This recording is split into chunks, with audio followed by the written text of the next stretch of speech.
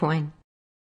Bitcoin is a decentralized digital ledger that allows for peer-to-peer transactions. So it's a ledger. It's an account of who owes what to whom, and it's decentralized. There's a copy of it on every single computer or node in the system.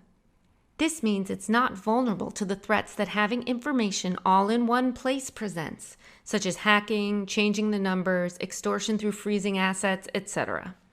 Finally, it's peer-to-peer, so I can send Bitcoin directly from my wallet to yours without the need for a bank or a credit card company as an intermediary.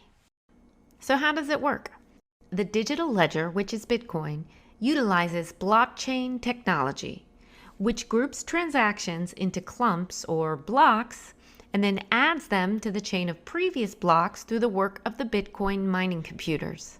These computers compete to solve a puzzle which will enable their proposed new block to fit right within the chain. Based on the number of computers mining, the system adjusts the difficulty of the puzzle to ensure that this only happens around once every 10 minutes.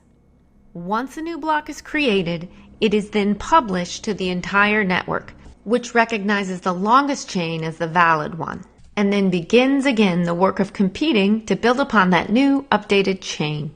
And this is how new Bitcoin are created.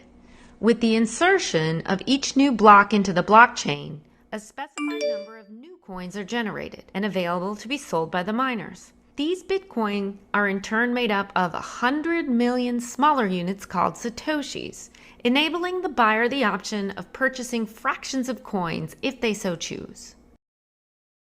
Originally, when the Bitcoin ledger was first launched in 2009, 50 new Bitcoins were created every 10 minutes with the addition of every new block. But every 4 years, that number is cut in half in an event known as the halving. This means that Bitcoin is a deflationary asset with less and less new Bitcoin available for purchase over the years. There will come a time when new blocks will only generate a few Satoshis at a time, and the system will work for an entire year without releasing a single new Bitcoin. For this reason, there will never be more than 21 million Bitcoin ever mined. So while the availability of new Bitcoin is getting scarcer and scarcer, the number of new adopters is growing worldwide. Additionally, many of the people who currently own Bitcoin say that they will never sell their coins, but rather if they are ever in need of money, they intend to take out a loan using Bitcoin as their collateral as it grows in value.